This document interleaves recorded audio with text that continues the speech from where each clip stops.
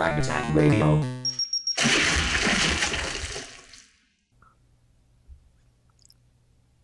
Ladies and gentlemen, welcome back to another episode of Frag Tag Radio. And here with you today is your boy, Pradius. So first, want to get those plugs out there. First of all, Appy Gamer. Appy makes you happy. You can catch Appy Gamer on Android, iOS, Windows Store as well. Great app. You can get all your news sources, all your gaming news sources in one app. You know, IGN, GameSpot, Kotaku, Frag Tag Radio, and tons of other sources. Just a great app. Probably the best app for gaming news and reviews out there. Definitely the biggest. There's plenty of great ones, including Gaming News and Reviews by News Fusion, which is on Android and iOS.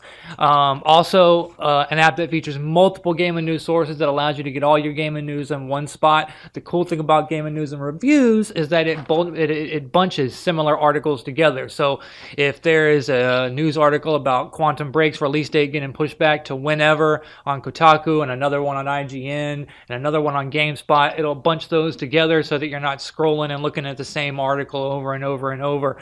Makes things really nice. And of course, Frag Tag Radio, you can catch us on Gaming News and Reviews as well. And last but very much not least is Game On. Shouts to Troy. Game On you can catch on Windows Phone and iOS. If you're on Windows Phone, there is no competition. Game On is the best game and news app on Windows Phone you could possibly ever hope to have. And is also on iOS as well. One of the best game and news apps on iOS, and Frag Tag Radio, of course, on the Game On app. You can also catch us on Twitch, Twitter, TuneIn, Stitcher, YouTube, fragtagradio.com, iTunes, pretty much anywhere that you're able to consume media, we're there. And with that, going to get straight into the show. Normally I try and talk about at least 2 different games, but we're kind of in a little bit of a slump right now. Not a lot of new games coming out. We do have The Division, which is about to come out soon. And then Destiny's player base has been dropping. We can talk about that a little bit before we get into the main course of the show, which is, of course, Warframe. Got some good stuff to talk about there. So, Bungie's player base for Destiny has dropped dramatically. It's, you know, people just getting tired of playing the same thing over and over and over, and then they added microtransactions to the game, which didn't go over well with a lot of people, even though it was just emotes, but now they're going to be expanding it beyond emotes to who knows what else. And then they said that, talking about instead of doing big DLC packs with new raids and strikes, they're just going to focus on smaller little events like the Halloween BS that they did this past Halloween. And I believe they have one coming up for Valentine's Day. Ooh. And Destiny 2 was supposed to come out this year. That got pushed back indefinitely. Who knows when or if that's going to come out now. I'm sure it will, because Destiny 2, even though so many people have been burned by the original Destiny, a number of those people will still buy it, just like they do Call of Duty every year. But because of all that trouble, the president of Bungie, Harold Ryan, has done stepped down. Some other dude's done come up to take his place. That probably stems from all the problems that they're having internally, as well as Bungie's player base in Destiny dropping like a rock. So yeah, on anyone who watches the show knows I stopped playing Destiny a long time ago. Last year, stopped for a good while and just played straight up Warframe forever. And then The Taken King came out, and I went back to Destiny for about 2 weeks, maybe a week and a half. 2 weeks. Played all there was to play in The Taken King and was instantly bored again. So went right back to Warframe. As you know, Warframe, the game that just never gets old, never gets boring. There's always something new going on in Warframe, new content, which we'll be getting into. And then The Division, the beta, closed beta was just happened. There's going to be an open beta which will be on Xbox One first and then PS4 a day or two later. So everybody will be able to get on that and finally get in and be able to dive in and play The Division. It's an okay game. There's no raids. It's been kind of billed as like a Destiny competitor, Destiny killer, Destiny type game, but it's really not. It's really just a third person Call of Duty type style game in the Tom Clancy universe, and there happens to be loot, and there's tons of other people in the world while you're walking around, which is cool. And I'm not gonna lie, I mean, it does seem like a decent game from what I've played so far, but some of it feels like it's lacking polish in a lot of areas, and none of the ideas seem really fleshed out, and it seems like it's probably going to get pretty boring pretty quickly. So I'm not holding up super high hopes for it, although I do plan on playing it, checking it out, so we can talk about it here on the show. So rest assured with that. And so then on to Warframe. There was the dev stream this past Friday. Watched it. They talked about a lot of good stuff.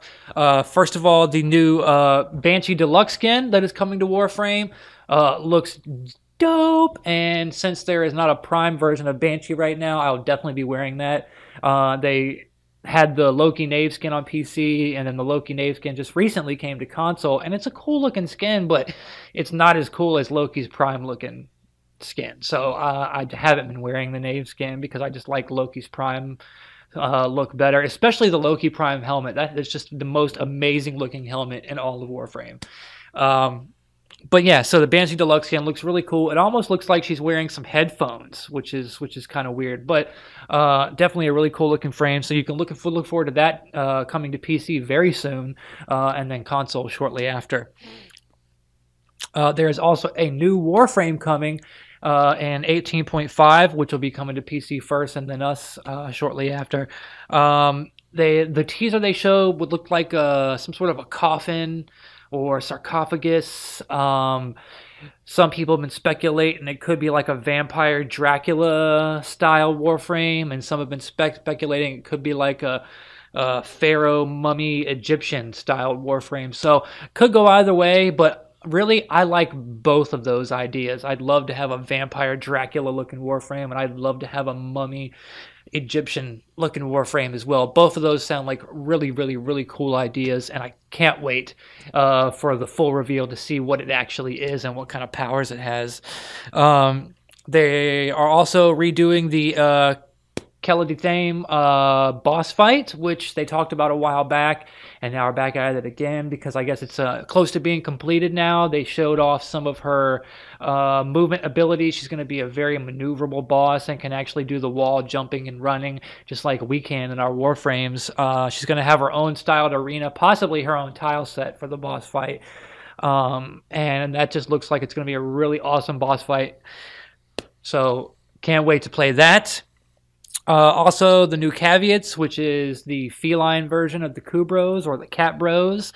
Two of them have been announced so far. The mirror caveat, which will reveal weak points in the enemies so that you'll know where to target your weapons and get those critical hits.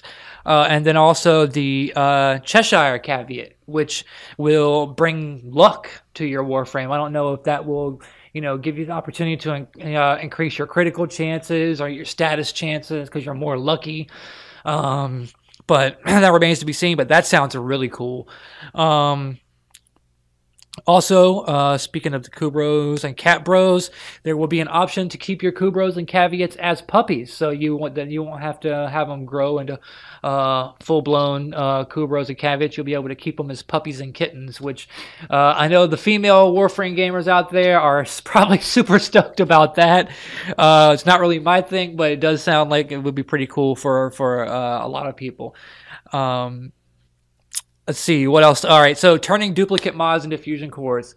There's going to be a change coming where you will only be able to rank up mods with fusion cores. As of right now, you can use fusion cores, or you can use some of your pump your duplicate mods into another mod to help level it up.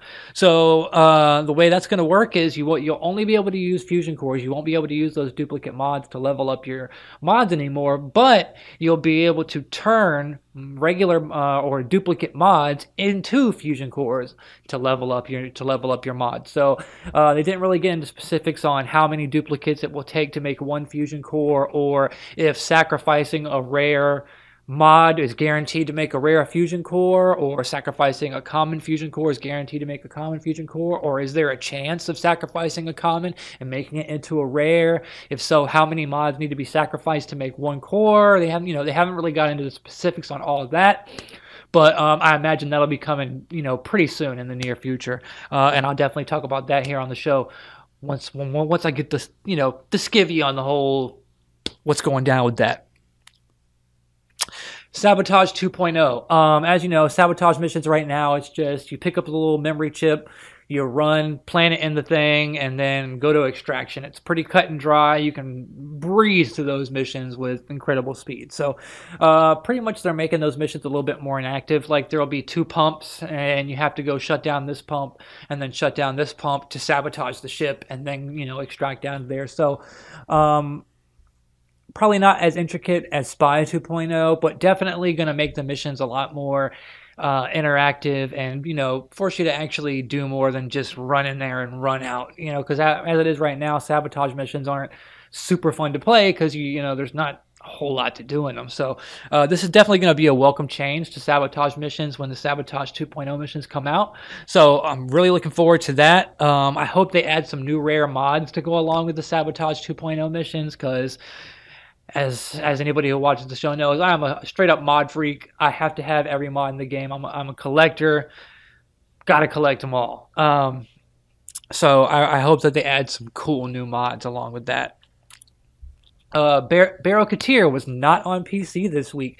He will be coming to PC next week, or by the time you watch this, it'll be this coming weekend. If you're on PC, you can look forward to Barrow. I guess they wanted to give him a little bit of a break because, there's been a lot of hoo-ha about he hasn't been bringing good stuff for a while now, and a lot of salt there. So, I think they kind of wanted to rework where they were going with Barrow and make sure that he was going to be bringing some stuff that, people would actually be happy to spend their ducats on. So, the cool thing about that is that we got Barrow on console this week, and instead of having to wait a week and get him the week after, we're actually going to get him again a second week in a row this coming Friday, which is going to be really cool. And the reason for that is to keep us on point with PC so that everybody is getting Barrow on the same weekends from here on out, because if they had done it like that, we on console would be getting Barrow this weekend and PC would be getting the next weekend, and back and forth, and that's how it would have gone. So this is kind of to catch us up a little bit and make sure that we're all on the same page going forward, which I think is a good idea, and I think the console players are really going to appreciate it, considering that we're already like 2 months behind PC on Barrow Katir anyway. New helmets for Nyjah, Wukong, and Atlas.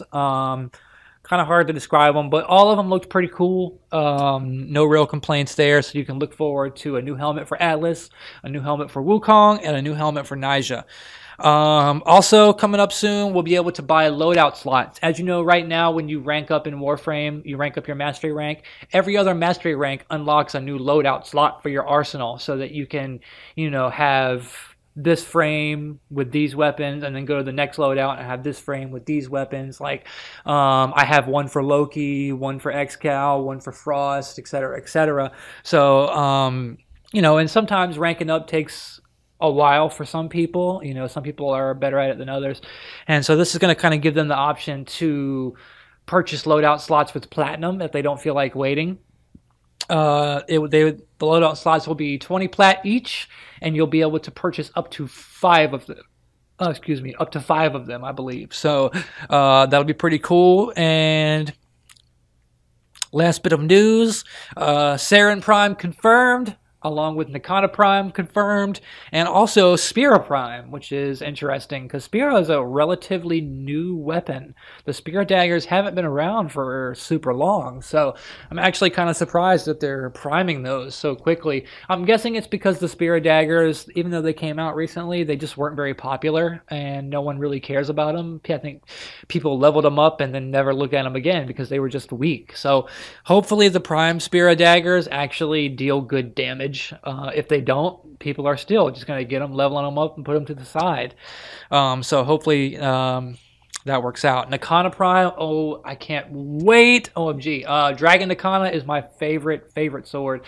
So having a Prime Nikana is just going to be crazy. I don't know if it's going to have an all-out higher DPS than Dragon Nikana, or if it's just going to have a different type of DPS. Because like right now, Dragon Nikana is slash. So maybe the Nikana Prime will be puncture or impact. That would be super cool. So that, you know, you could switch back and forth between Dragon and Prime Nikanas for different missions. Looking forward to find out what's going on there. Saren Prime, absolutely going to be amazing. Saren, one of my favorite frames to this day. Even though they kind of nerfed her a little bit. Yes, y'all did. Y'all nerfed Saren. Her ultimate ability, the miasma or whatever, is nowhere near as effective as it used to be. It's not as bad as some nerfs has been. It is still effective up to a point, but you're not going to be able to just cast miasma and take high-level enemies down with one hit like you used to be able to, which is kind of sad because Saren was awesome, and now she's just cool. She's still cool, but she's not awesome like she used to be. Hopefully Saren Prime, you know, she'll have higher shields, higher health, higher armor, which will, you know, make her even better than she already is. Also, I talked about the clan and the alliance in the last episode. The clan's going really well. We're maxed out at 100 members, all of them really active and friendly. We're up to 86 or 87 clans in alliance now. So that is Phoenix Dynasty is the name of the alliance. So if you're on Xbox One and you're leading the clan and you're interested in joining an alliance, hit me up, Pradius XUCM, Pradius XUCM, and I'll send you out a clan, alliance invite, and then you can be in alliance with us, and talk with us about Warframe, Frag Tag Radio, video games in general, whatever you like. We'd love to have you in there. Like I said, the clan, it was Evil Smurfs, but we have renamed it to Tenno Incorporated or Tenno Inc., Tenno Inc. Our new emblems are up on the game now, added with the most recent update. New emblem for Alliance and for Clan. Both of them look absolutely epic. If you ever get a chance, look at my Warframe profile, and you'll see them on my shoulders. They just look absolutely amazing. Thinking about expanding from Storm Clan, 100 members, to Mountain Clan, 300 members, sometime here in the near future. We're thinking we're going to wait for that event that just passed on PC to come to consoles, play through the event, and then after the event, maybe upgrade to Mountain. Because we know we're maxed out and we've still got a lot of people that want to join, so I want to make some more slots. I will say that Mountain will be as high as we're going to go. I do not plan on ever upgrading to Moon Clan. Handling 1,000 members is just too much for me. I have a lot of stuff going on my plate with, being a father, working full time, doing this show, and playing Warframe, and I made it into the Guide of the Lotus program, so your boy is now a Guide of the Lotus on Xbox One. I will be going to the Vesper Relay on Venus as often as I can, answering questions, trying to help out new players. If you're a fan of the podcast, feel free to drop in on the Vesper Relay. If you see me there, hit me up, say hello. I'll be glad to run missions with anybody, do some void farming. I also farm for resources a lot because I'm always spending resources on decorations in the dojo, running out of ferrite, plastids, even rubido. I thought I'd never run out of rubido, and now suddenly I'm out. So always down to run some missions. Feel free to give me a shout. Like I said, gamer tag is Pradius XUCM, Pradius XUCM. Give me a shout anytime. And yeah, so super stoked about the Clan Alliance doing well. I'm also very excited and honored and grateful to be a Guide of the Lotus now. So that is just super great. very, very stoked about that. And that pretty much covers everything I wanted to talk about in the show this week. Hope you guys enjoyed it, and I will catch y'all next time. Frag Radio.